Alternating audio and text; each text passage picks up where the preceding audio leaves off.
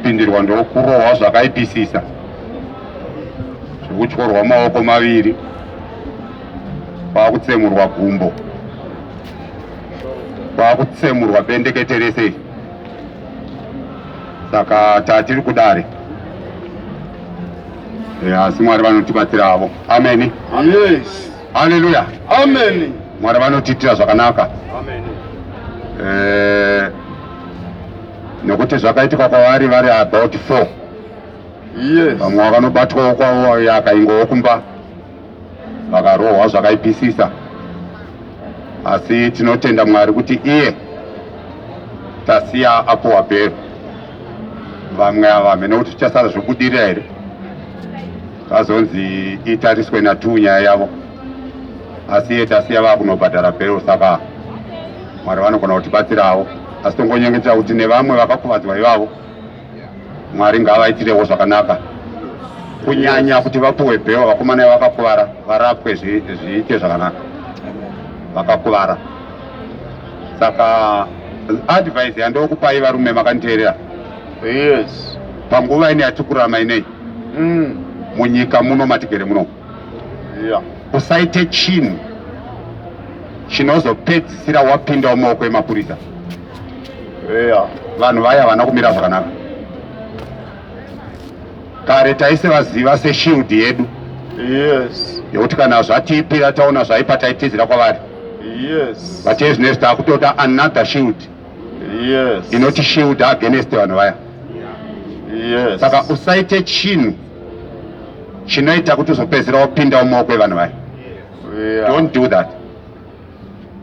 Amen. Amen. Hallelujah. Yes.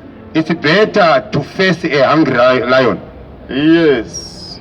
than to face the Zimbabwe Republic Police. Yes. Ndiri kutaura chokwadi, nekuti shumba ukasangana nayo Yeah. inorwa newewo uchirwa nayo, unofunga zvekuita zvekuti imwe nguva ukakurumidza kuva nezano unogona kuikunda. Asi ava manja ukasangana navo vanotanga vakusunga. Yeah. Saka mukana wokurwa navo pasina votanga kukutaka zvakasimba, unotsondwa. Yeah. Vokutora vaenda newe kuchajofisi, Yes. vonokupomera mhosva yausina kupara, vonyora dhoketi kudai Yes. kuti ndo mhosva yakapara. Yeah. Magistrate utasa dhoketi kuti this is serious, Yes. unafanira kuenda kujeri. Yeah. Idzo dziri nemadzi. Yes. Saka hamusaite zvinhu zvoita kuti muzosungwa nevakomana vaya, Yes. kuti mugarisana navo zvakati zvakanaka. Amen. Amen. The best way kusapara mhosva, saite chinhu chaunoziva kuti chinosungisai. Ndo the best way, because you cannot do away with them, they are there. Amen. Amen. Saka iwewe usaite zvinhu zvinoita kuti usangane navo uri at blame, usaite zvinhu izvozvo. Saka ndiri kuti ruramai. Rava kuti muri kutaura mashoko ari pana 1 Peter chapter 3 Yeah. from verse 14. Yes. Asi kana muchitambudzika Imimi kana motambudzika, nokuda kwokururama muchitambudzika nekuda kwokuti makarurama, makaropafadzwa iyoyo iropafadzo iyoyo, uye musatya, uye musatya henyu, musatya kutyisa kwavo, musatya kutyisa kwavo kana makarurama, uye musakanganiswa, uye musakanganiswa. asi itai Kristu mutsvene mumwoyo Itai Kristu menyu mutsvene mumwoyo menyu ave Ishe, ave Ishe, mugare makazvigadzirira mugare makazvigadzirira kupindura mumwe nomumwe unokubvunzai pamusoro anokubvunzai pamusoro petariro iri mukati menyu. Yes. Amen. Yes. Pauro anoti unoda kusatya simba here, Yes. kuti ita zvakanaka. Yeah. Kana usingade kusungwa nemapurisa edu aya, ita zvakadi, Zvakanaka. usaite chinhu chinoita kuti uzopedzisira wapa chajofisa Yeah. uchinzi uri musungwa, unokuvara my brother, I'm telling you. Yes. Amen. Yeah. Saka itai zvakadi zvakanaka. We are no longer police. Zvisiri izvo, izita chete rangodaidzwa, asi Sisiri mapurisa. haasisiri. Yes. Amen. Amen. Mwari ngavatiitire zvakanaka. Yes. Ndivhuriro vaRoma chapter 15. tingobatsirwa naShe. Mwari vatiitire zvakanaka. Varume musapare mhosva. Kunyange ukafunga kuti mhosva haizobude pachena, don't do that. Kunyange ukaudzwa kunzi hapana anozombokukanganisa, hapana anozokubata, never do that. Yeah. Amen. Yes. Garai muri straight. Hallelujah. Amen. Yes. Romans chapter 15. Romans chapter 15. Verse 1. Verse yokutanga. Zvino isu tine simba. Tinofanira kutakura butere tinofana kutakura weakness yevamwe vasina simba. Tisingazvifadzi. But kana tichiita izvi hatizviitire kuti tizvifadze. Amen. Amen. Hallelujah. Yes. Saka Pauro ari kutaura nevanhu vakasimba, vakatenda. Yes. Vane simba. Simba racho ndiani? NdiKristu. Jesus Christ. Saka ndo vanotakura maweaknesses evamwe vanhu vasina simba. Yes. Saka matakuriro andaa kuita weakness yako iwewe usina simba. Yes. Ndekuti ndakukuparidzira simba raMwari. Yes. Kuti iwe ugamuchire simba, ugovawo nesimba kufananawo ne. Hey. Amen. Yes. Saka pandiri kukuparidzira simba iri, ndiri kukuparidzira Jesu Kristu. Nokuti Jesu Kristu ndo simba raMwari. Yeah. Neuchenjeri hwaMwari. Saka ndakutakura utera hwako pakukuparidzira Jesu iye nhasi, kuti ugamuchire Jesu uve nesimba. Iwe nentodi tofanana. Hallelujah. Amen. Saka harisi simba rehofisi dzematongerwo enyika. Yes. Harisi simba rekujima remamuscles. Yeah. Isimba romweya. Mweya ndiani? NdiMwari. Amen. Amen. Saka ndiri kukuparidzira kuti uve nesimba, but kuti uve naro unofanira kurigamuchira. Nokuti Pauro anoti chii chauinacho chausina kupiwa.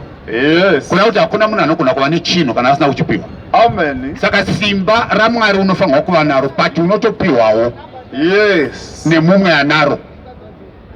Amen. Yes. Yes. Verse 2. Verse number 2. Mumwe nomumwe wedu ngaafadzewe kwake pane zvakanaka unofadzawe kwako pazvinhu zvakanaka zvinosimbisa. Yes. Saka zvinhu zvakanaka ishoko raMwari. Yes. Ndo rinosimbisa. Saka ndakukufadza ndokufadza pana izvozvo. Mafadziro andinokuita ndekuti ndinokuparidzira zvokwadi yaKristu. Iwo kana waitenda upo upenyu husingaperi. Wova nemufaro kweupenyu hwako wese. Ndokuti wosimbiswa. Ndokuti wosimbiswa. Saka chapter 3:13 yavaHebheru inenge ichiti asi simbisanai zuva rimwe nerimwe kana kuchanzi nhasi kuti kurege kuva nomumwe wenyu, kuti kurege kuva nemumwe pakati penyu imi unoomeswa mwoyo nekunyengera kwezvivi. Saka uri kuona kuti kana mwoyo wako wakaoma, yes, usingadi kutenda shoko iri, yes, chiri kuomesa mwoyo wako kunyengera kwezvivi. Saka zvivi zvauinazvo ndo zviri kuomesa mwoyo wako kuti urege kutenda. Yes. Saka ngakurege kuva nomwoyo anoomeswa mwoyo nekunyengera kwezvivi. Yes. Hallelujah. Amen. Anoti Pauro pamberi. Right? Nokuti tava vagoverani pamwe chete naKristu. Kana tichibatisisa ndokunge tabatisisa kuvamba kwekutenda kwedu kusvikira pakupedzera. Ndokuti tizova vagoverani pamwe chete naKristu. Zvichinzi nhasi, kana zvichinzi nhasi, kana muchinzwa izwi, kana manzwa shoko raMwari, musaomesa mwoyo yenyu, kuomesa mwoyo yenyu sepanguva yokutsamwisa, sezvakamboita vamwe panguva yakatsamwisa Mwari. Yes. Saka kana manzwa shoko raMwari musaomesa mwoyo varume. Hey. Amen. Amen. Hallelujah. Amen. Kuna kuti kuomesa mwoyo kuramba kutenda. Amen. Yes. Kurerutsa mwoyo kutenda, nokuti munhu anotenda nemwoyo. Yes. Saka kana munhu akaomesa mwoyo haatendi. Yes. Saka namanzwa shoko raMwari musaomese mwoyo yenyu. Hey. Munogona kuiomesa nezvikonzero zvakasiyana siyana. Yes. Unogona kuomeswa nekunyengera kwezvivi. Unogona kuomeswa nekuda kwokuti wakati wamufundisi kusangano kwaunogara. Yes. Unogona kuomeswa nekuti uri founder wechechi. Yeah. Unogona kuomeswa nekuti kwaunopinda, kwaunoparidza nekwaunodzidzisa unobhadharwa vana mari yechikoro, unogara muimba yechechi, motikari wakatengerwa nechechi. Yes. Zvotokuomesa mwoyo kuti urege kutenda shoko raMwari izvo. Yes.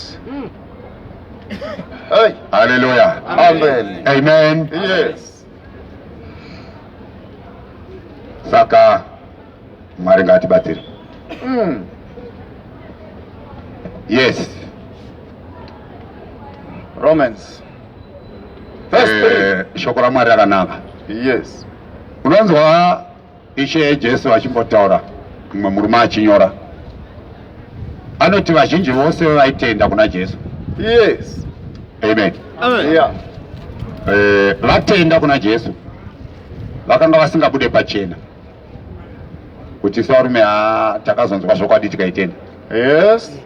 Saka tichaita zvamuri kuita izvi. Vanga vasingabude pachena. Amen. Amen. Hallelujah. Chikonzero chaita kuti vasabude pachena ndechekuti vaitya kudzingwa mumasinagoge evaJudha. Amen.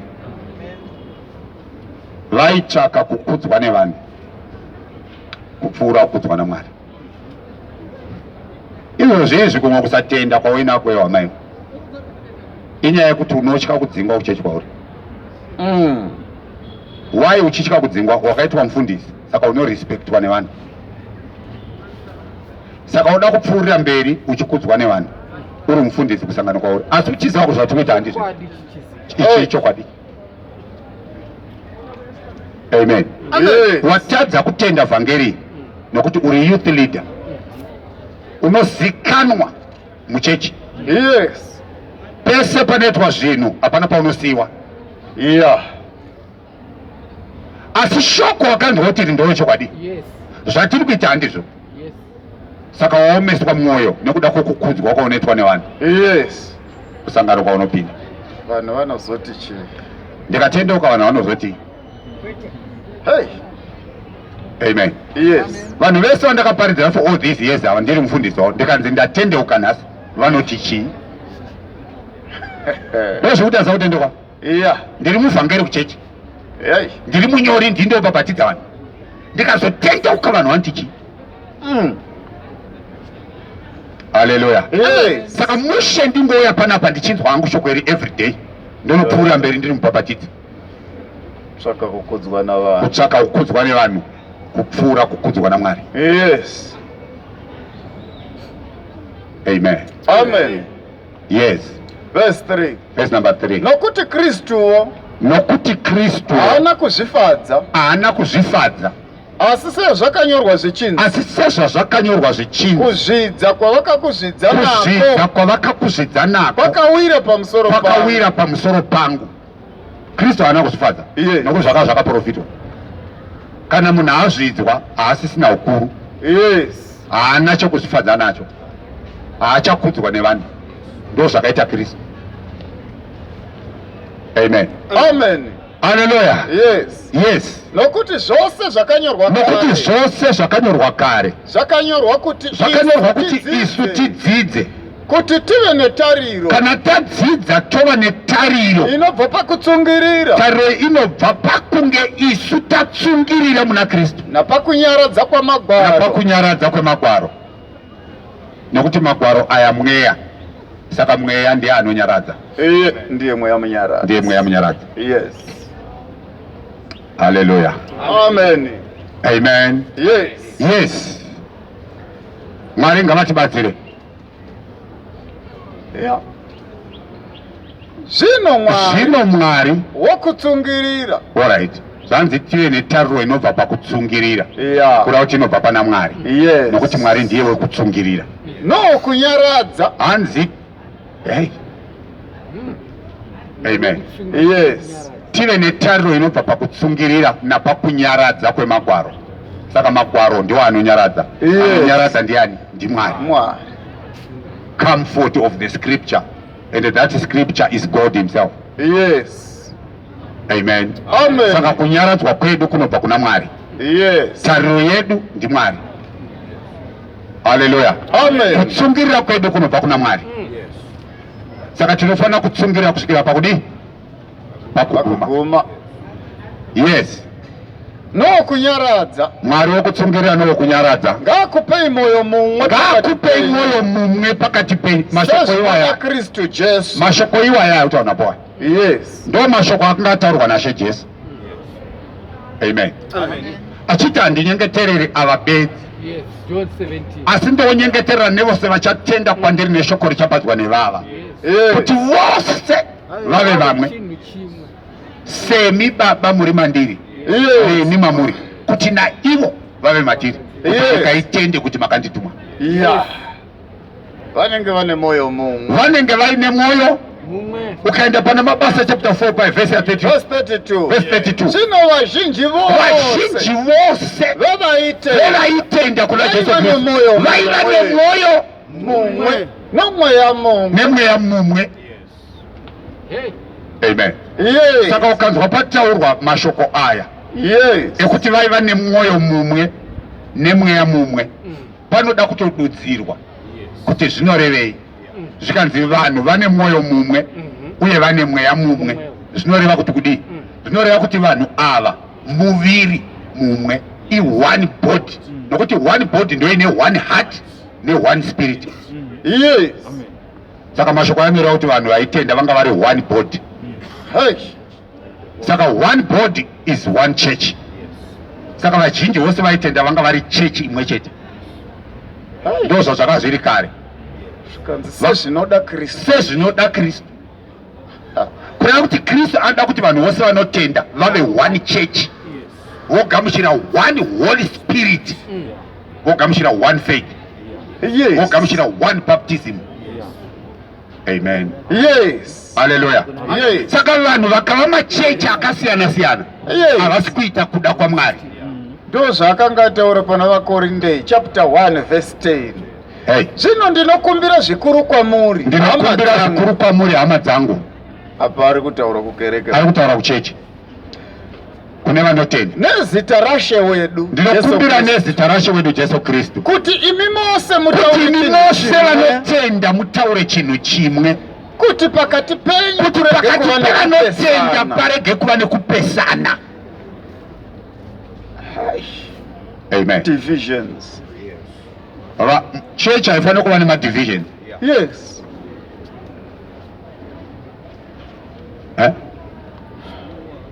Haleluya. Yes. Amen. Amen. Saka izvozvi izvi kuti Salvation Army Yeah. nekuti AFM Yes. nekuti Anglican Yes. itori division, My division. madivisions. Ndo saka achinzi madenominations. Kutoti denominate zvina kuti divide. Yes. Saka they are divided. Yes. They are denominated. Yes. The common denominator yacho ari Satan. Yes. Satan ndo common denominator, ndo nhamba inopinda mumasangano esa. Yes. Ukaenda kuFM anopinda, ukaenda kuRoman Catholic anopinda, ukaenda kuMugodhi anopinda, ukaenda kuJohn Maswandi Anopinda. anokwana, asingasiyeri meni. Common Satan, denominator. common denominator Of denomination. of the denomination. Hey. Ah, Izvo zvakatokumbirwa kudai. amen. Yes. Haleluya. Amen. Asi Pauro ari kungoda kuti mese mutaure chinhu chimwe, kuti pakati pevanhu vanonamata Mwari parege kuva nemadivisions, parege kuva nemadenominations. Yes. Saka vanhu vanonamata Mwari pasi pedenga havafanirwa kuva nemadenominations. They Yes. must be one according to the word of God. Yes. Mm-hmm. Saka Methodist denomination, Yeah. daira zve. Ndiro.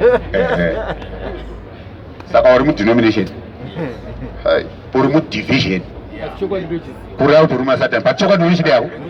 Chii chiri kuti asa kubva kuMethodist? Chokwadi ndochizi. Vana baba ndoma vakakurira, ndoma vakakuberekera, Yeah. wakapromotwa, wakapuwa basa imomo. Hey. Saka zviri kukunetsa kubuda. My brother, Hey. wofira chigaro iwe kuti kuenda kugena kuendera chigaro, Hey, bva kuhama dzako. ende chauchatosiya wakuenda kugena chigaro emaenda mese nechigaro zvaina. Hey. kugara pano kushinga baba.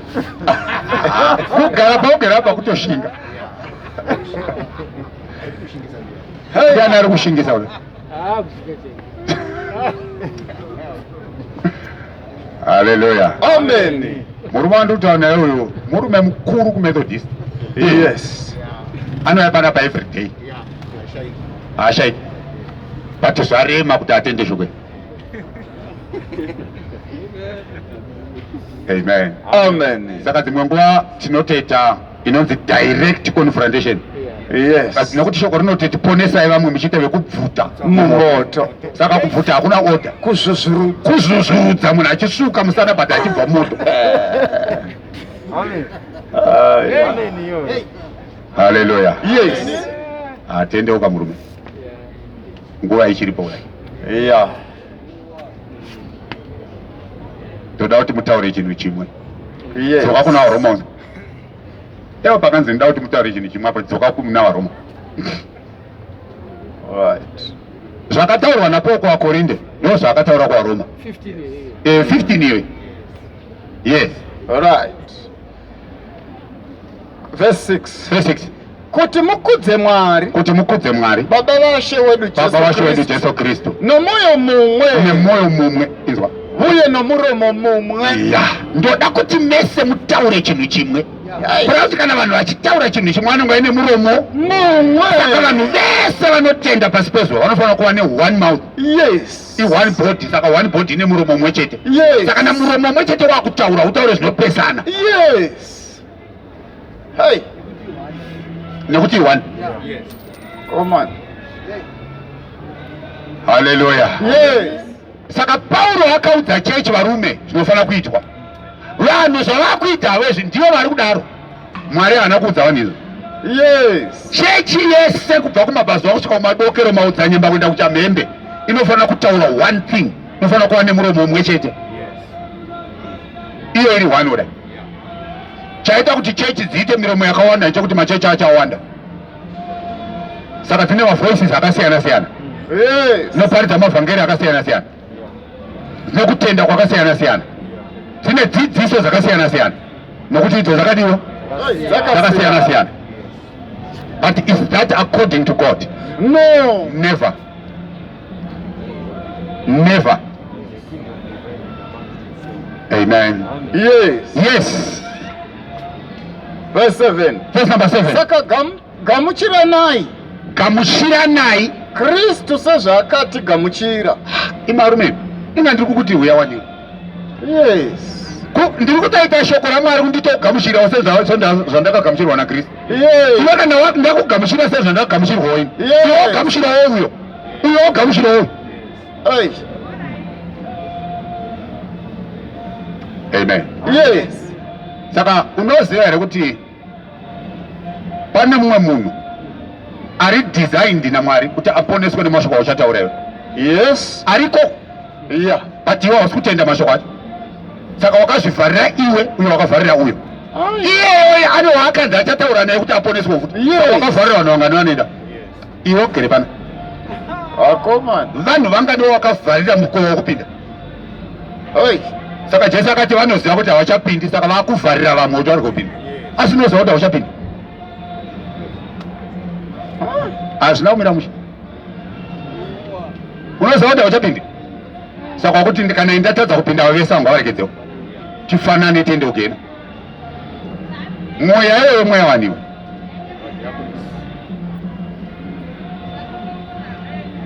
Amen. Amen. Hallelujah. Yes.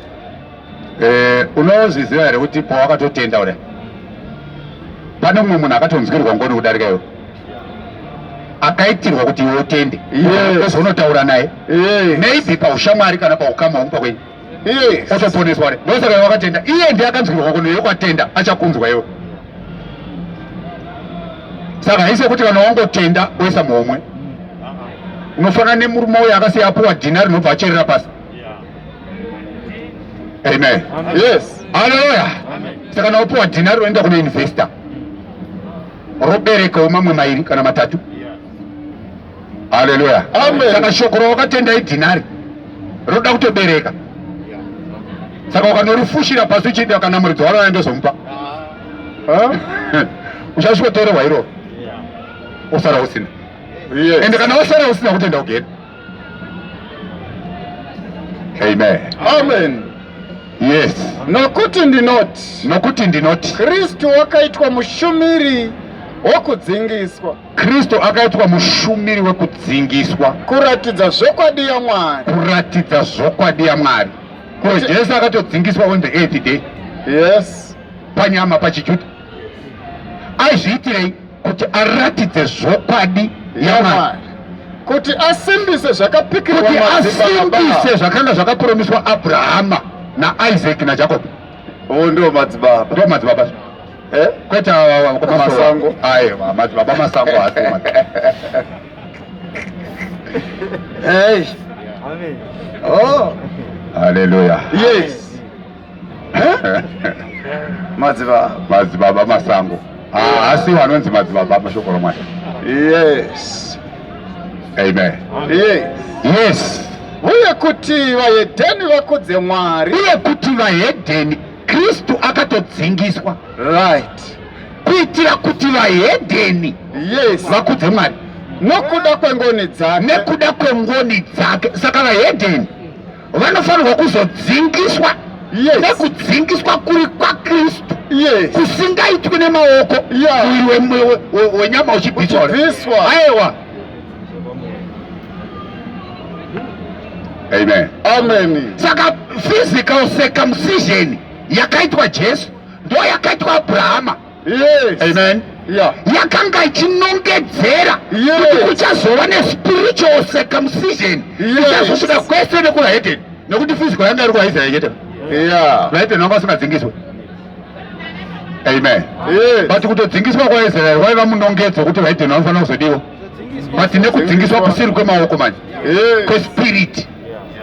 Kunoitwa muna Kristu. Amen. Yes.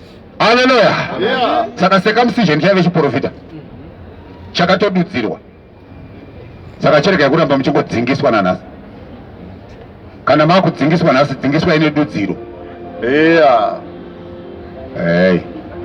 Yes. Amen. Amen. Kana makucircumciswa nhasi, circumciswa ine dudziro. Yes. Dudziro yecircumcision yaireve. Inzwa bhuku yavaKorose. Pauro ari kududzira circumcision yaitwa kuvaIsraeri. Amen. Chapter 2 verse number 10. Chapter 2 verse 10. Yeah. Anabvira paverse ya8. Verse 8. Yes. Chenjerai kuti murege kutapwa nomunhu. Chenjerai kuti murege kutapwa nemunhu neuchenjeri. Nokunyengera kusina maturo. Nekunyengera kusina maturo. Achitevera tsika dzavanhu. Achitevera tsika dzevanhu. Inzwa. Ipapa patotaurwa nyaya imwe. Tsika dzevanhu. Vanonzi vanhu ndio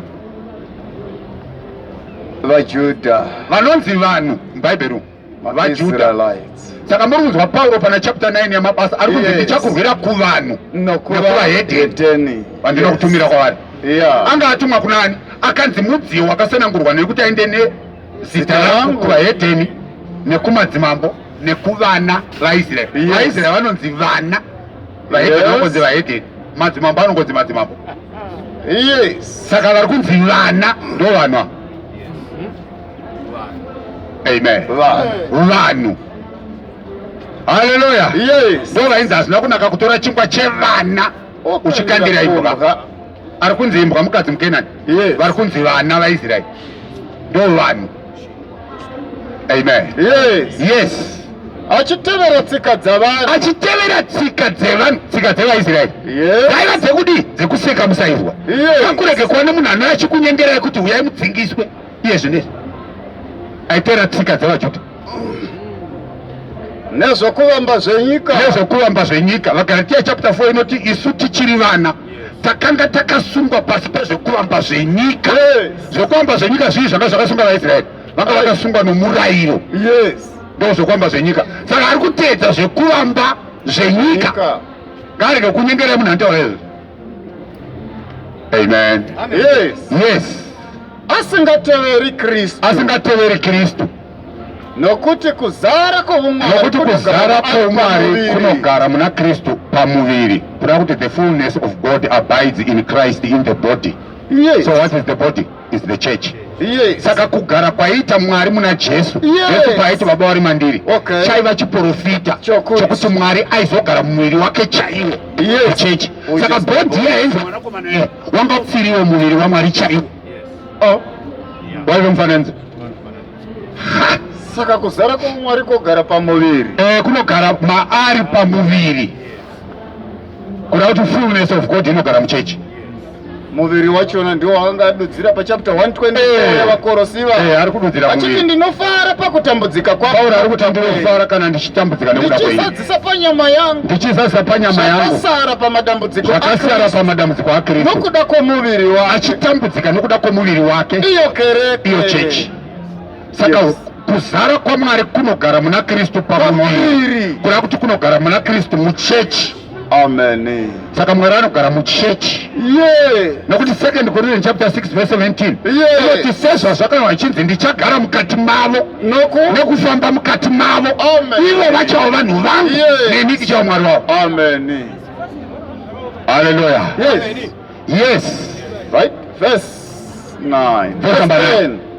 Maari nemivo Maari nemivo makazadzwa. Iye musoro wavabati. Iye ari musoro wavabati vose. Namasimba. Pauro anoti isu tiri vabati. Yes.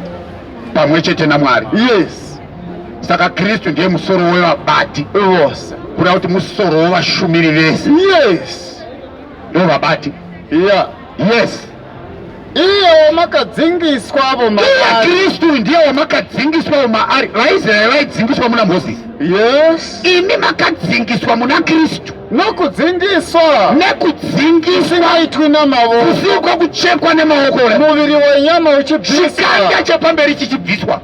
Haisiyo circumcision yamakatwa. Asi nokudzingiswa kuri kwa Kristu. Nokudzingiswa kuri kwa Kristu. Kudzingiswa kwa Kristu ndekupi? Makavigwa pamwe chete naye. Makavigwa pamwe chete naye pakubhabhatidzwa. Pamakamutswawo pamwe chete naye nokutenda kwenyu simba raMwari. Saka baptism ndo circumcision. Yes. Circumcision yekwaIsraeri yaitirwa kunzi munhu abviswe tsvina. Yes. Ninge yakaputirwa neganda riya. Yes. Saka ganda rikabviswa, tsvina haisina pekugara. Amen. Yes. Hallelujah. Amen. Ndo zvaireva circumcision yevaJudha. Yes. Saka chaive chiprofita. Yes. Chaireva kuti vanotenda kuna Jesu vanofanira kuzobhabhatidzwa. Yes. Kubhabhatidzwa kudi kucircumciswa. Yes. Kubviswa tsvina. Tsvina. Saka Peter anoti tendeukai mumwe nomumwe abhabhatidzwe nezita raJesu kuti muregerwe zvivi. Yes. Ari kuti tendeukai kuti mucircumciswe. Mubviswe tsvina. Amen. Saka ndo circumcision yaKristu. Yes. Amen. Yes. Yekubviswa kwetsvina inonzi zvivi. Zvino tsvina inowanikwa pamwoyo. Iya yaiwanikwa kunhengo. Yes. Hallelujah. Amen. Amen. Yes. Yes. Saka wanzwa circumcision ndo yakudiwa. Saka yekunew start center yaiziva. Oh. Haya ndezvenyika zviya. Yeah. Kana chiti ndezvenyika tikuedza kutaura ndezvaSatani. Yes. Izvo zviya zvekustart center zviya. Yes. ndezvaSatani. Kuda kunyengera vanhu kuti vanhu vafunge kuti kana ndacircumciswa handichabatwa needzi zokumhanya, wopfuurira mberi kuita upombwe. Nokuti unonga kuti handichabatwa needzi zokumhanya. Yeah. Ndakacircumciswa. Yes. Ndane 60% protection. Mupfuurira mberi nekuti chirikutoona Satani chekuti vanhu vaite upombwe. Yes. Saka da kupa vanhu confidence. Confidence. Nokuti handichabatwa neHIV. Yes. Nokuti ndakacircumciswa. Yeah. Saka rega ndirove. Yes. Yesu. Una kunyengera kwaSatani. Yeah. Zvino anenge aitiwa izvozvo paGalatia chapter 5 Kana wacircumciswa. Yes. ndinopupurira mumwe nomumwe Ndinopupurira mumwe nomumwe unodzingiswa anocircumciswa kuti iye unenge ava rokuti aite murayiro wose. ukaona wacircumciswa kunew start center Yeah. waane chikwereti Yes. chokuti uchidzoka kumurayiro wese wevaIsraeri uite wese usingasiye kana 1. Yes. Yes. Yes. Uya ukuti an eye for an eye fana kutoita. Yes. Oh. Hallelujah. Verse 4. Once wango circumcised chete watone chikwereti Cheetah yes. chiita zvese. Verse 4. Verse number 4. Makaparadzaniswa naKristu. Makaparadzaniswa naKristu. Iyemwe munoda kururamiswa nomurayiro. Imi munoda kururamiswa nekudzingiswa. Mabudiswa panyasha. Mabudiswa panyasha dzaMwari. Saka kana achiti mabudiswa panyasha. Yes. Zvinorevei? Ephesians chapter 2 verse number 8. Kana zvikanzi wabudiswa panyasha zvinorevei? Chapter 2 verse 8. Nokuti makaponeswa nenyasha nokutenda. All right. Saka zvikanzi wabudiswa panyasha. Yes. Idzo nyasha dziridzo dzakaponesa vanhu. Yes. Kureva kuti wabudiswa muruponeso. Yes. Saka kana wabuda muruponeso waenda kurufu. Kurufu. Wabuda paupenyu. Kana uchida kururamiswa necircumcision wabudiswa panyasha auchaponeswi nokuti nyasha ndo dzakaponesa vanhu. Yes. Saka ukanga wabudiswa panyasha kuna kuti wabudiswa paruponeso waparadzaniswa naKristu kuna kuti waparadzaniswa neruponeso. Hey. Iyemi moda kururamiswa nekudzingiswa. Circumcision tenda kunew start tenda kunzi wapinde musmart muchita satanism. Ona advert pinda musmart rarama life kemabosi.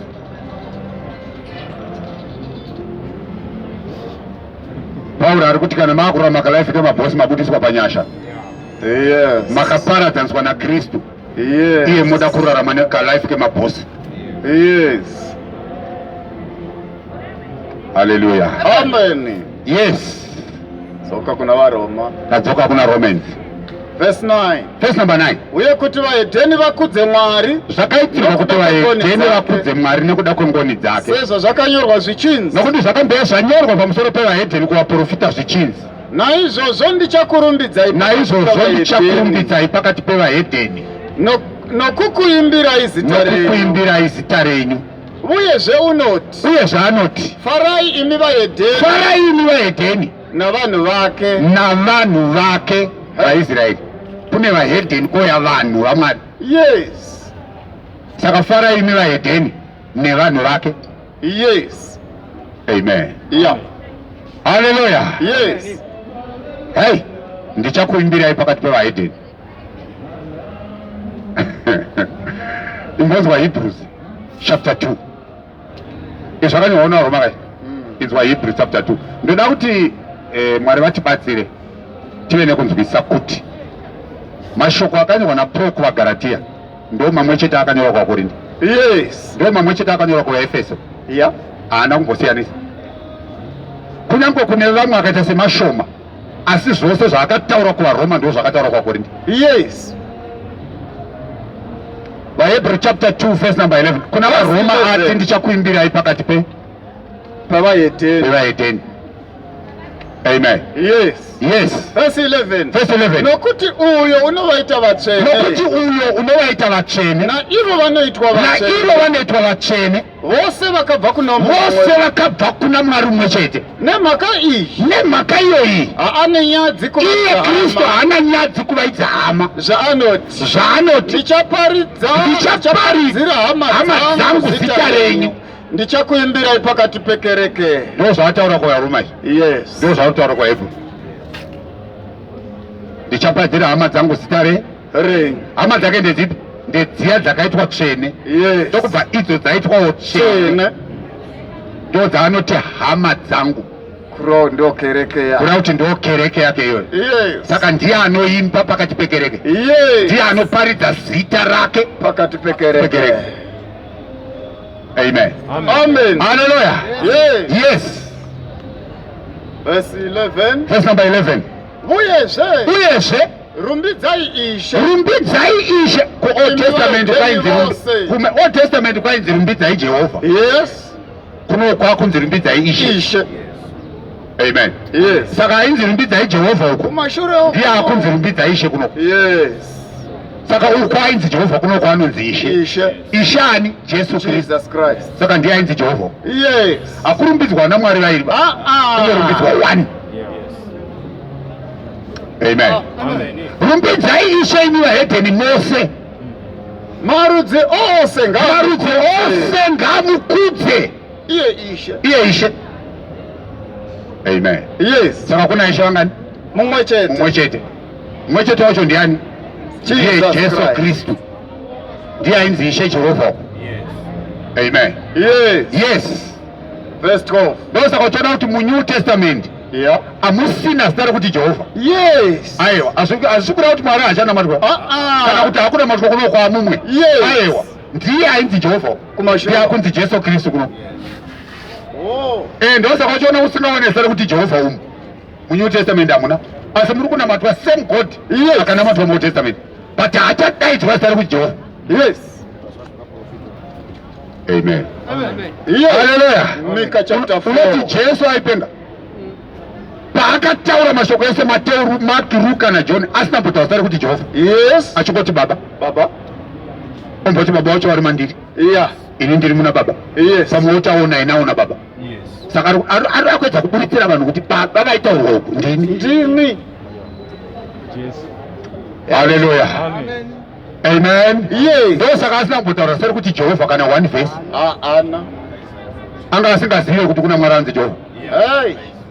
Kuvana Peter avo. Kuvana Peter anga asingazive kuti kuna Mwari anzi Jehovha. Ana Paulo mafarisi. Amen. Yes. Hallelujah. Yes. Mweya wakanga wamavari wakavazivisa kuti uyu ainzi Jehovha ndiye akunzi Jesu Kristu pana. Yes. Saka tinai ndosaka ngo Paulo ari kutoti imi vahedheni kare musati makuziva Mwari. Yes. VaIsraeri vachinamata Mwari. Yeah. Makanga musina Kristu. Yes. Saka kuti VaIsraeri vaive nani? Vaive naKristu. Ikusina. Hallelujah. Yes. Ishuwa vaIsraeri vakafamba naKristu. Amen. Yeah. Achinzani? Achinzi Jehovha. Saka munotozwa Peter achitotaura kuti vaprofita vakaprofita zvaJesu vaiprofita nemweya waKristu wakanga uri mukati mavo.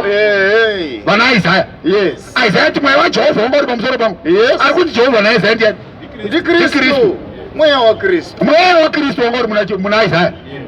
Saka muna Mika wakanga urimo. Wakanga urimo muna Mika. Chapter 4 verse 5. Yeah. Nokuti marudzi ose avanhu anofamba rumwe nerumwe rofamba nezita raMwari warwo. Asi isu vaIsraeri tichafamba. Kurova ndezvekumberi. Ifuture ukanzwa vanzi tichaenda azvizva nezuro nezvamangwana. Asi isu vaIsraeri tichafamba nezita raJehovha Mwari wedu nekusingaperi. Saka Jehovha ane zita Jehovha raizofambiwa naro nekusingaperi nevana. Kureva kuti aizoita sungano isingaperi. Nokuti kuti vanhu vafambe naye vanonga vari musungano naye. Saka sungano yacho kana ikapera kureva kuti hachapfuurira mberi nawo. Amen. Saka sungano yekutanga yakati yakapfuura yakapera. Asi vati tichafamba nezita raJehovha nekusingaperi. Saka vari kufamba nani? Jesus Christ. Ndo zita raniro raJehovha rekuti Jesus Christ ndo richafamba navanhu nokuti nekusingaperi. Amen. Yes. Hallelujah. Amen. Izvonzo. Right, verse 12. Uyezve Isaya anoti mudzi waJese uchavapo na iye anomuka kuti abate vahedheni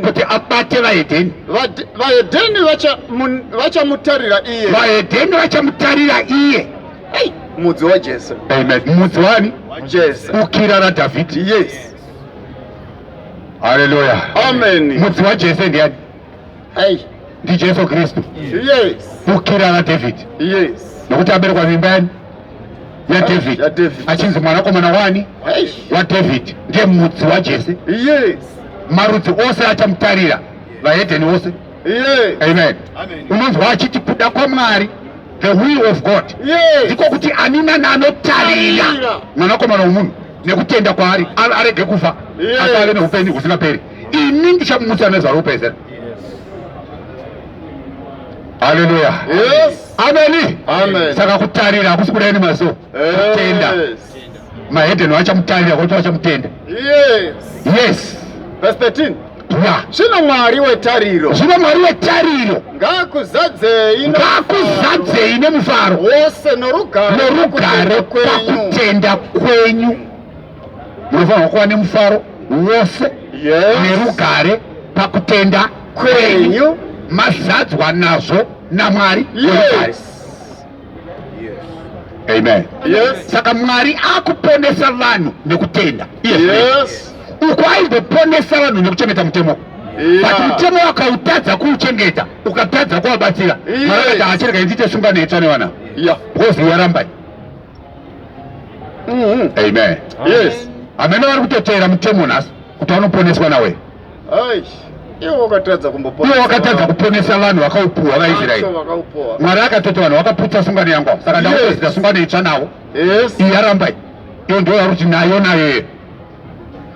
Uchiti uchaponeswa nekuchengeta mutemo.